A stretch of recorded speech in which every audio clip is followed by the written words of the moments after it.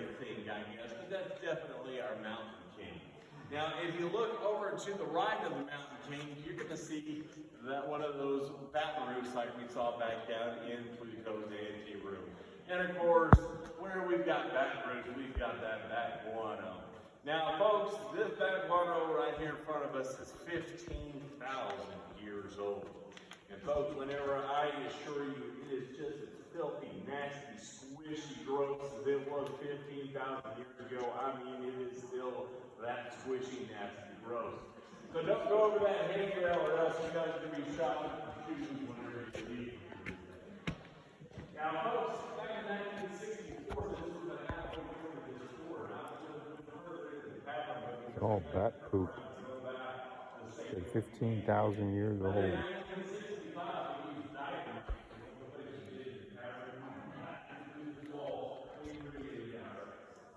have our stalactites hanging tightly to the ceiling, and they do grow from the ceiling down towards the floor.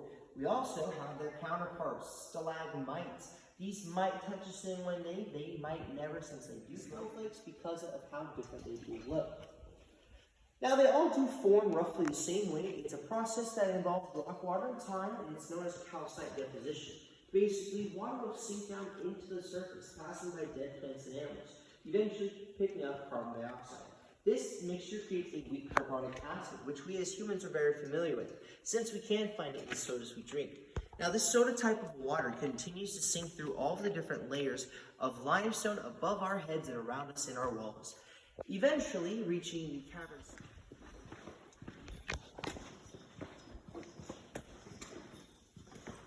Now, once you guys get to the path where it turns slightly to your left, that is when you'll be able to see the board of the fourth well shaft. Along with looking about 10 feet higher on this wall, you will be able to see that 22-inch wide hole that has a pulsing light. That is the original entry point. Luckily, we did pick the perfect spot as well. So if we would have drilled maybe 5 feet further down, we could have missed this room entirety. Now, that could have meant that we may have never found this cave up until recent times, or it would have been instead of the fourth well shaft, maybe the 8th, 9th, 10th, or anything further down the line. Now, we are going to go ahead and keep going down just a little bit further to the very bottom of this room, so just keep taking those small, slow steps and use those handrails for me, folks.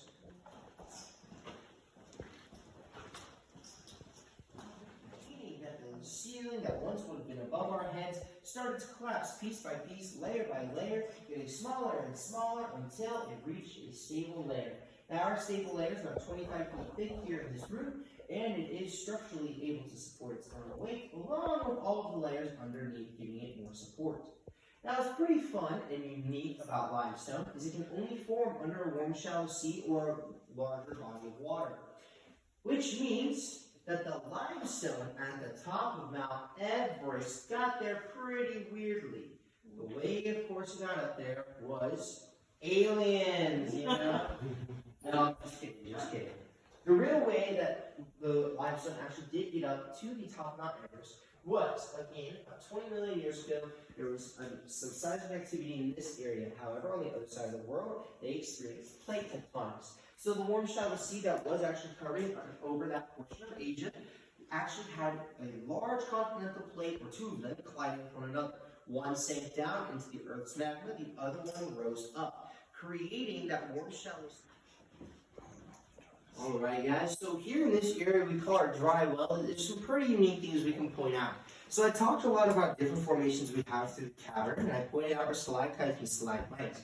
But I didn't get to point out the most delicious part of our caves, which is in fact cave bacon. You guys are able to see a nice, large, long strip of that right here on the wall. You can also see some larger ones and shorter ones everywhere around.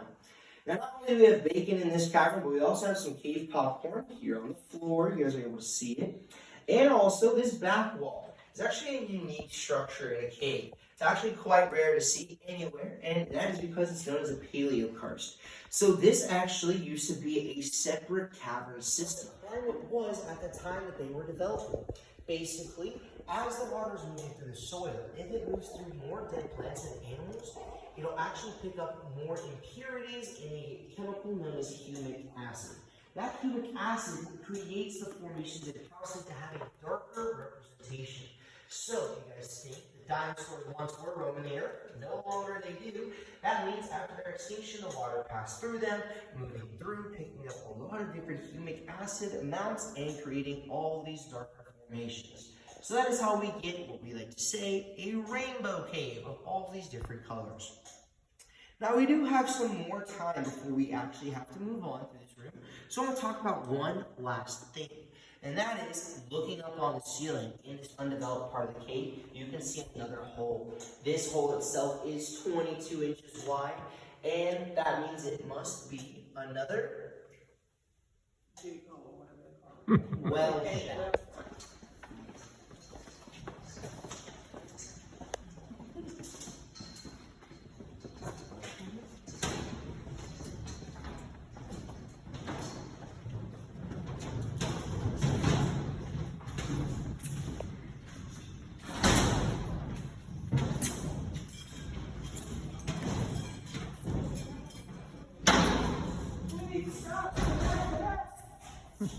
Okay. I see what you guys doing down the tunnel too. Alright. So where we currently are, this is our next little bridge. The Sulphur Deeps will be going at 180 feet beneath the surface here today. 20 feet lower than we are is the lowest point of our cavern at 200 feet beneath the surface, known as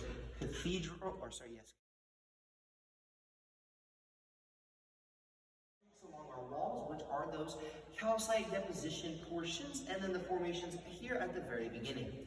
Now, the ceiling of the room also has a very familiar look because it has the same ceiling style as the Jeremy room. Now, fun fact, we're also up to 130 feet beneath the surface. We've already gone up a good amount from that 150 foot depth. And also, lastly, the top layer of the ceiling. Very flat. Our explorers definitely thought that it looked like a dance floor. That's why we named this room the ballroom. Now, the room name is not just for show, but also definitely for tell. And what I mean by that is we host events down in here like we would an actual ballroom. We have had concerts, we've had dinners, and we've also had some other fun experiences such as cave yoga here in this room.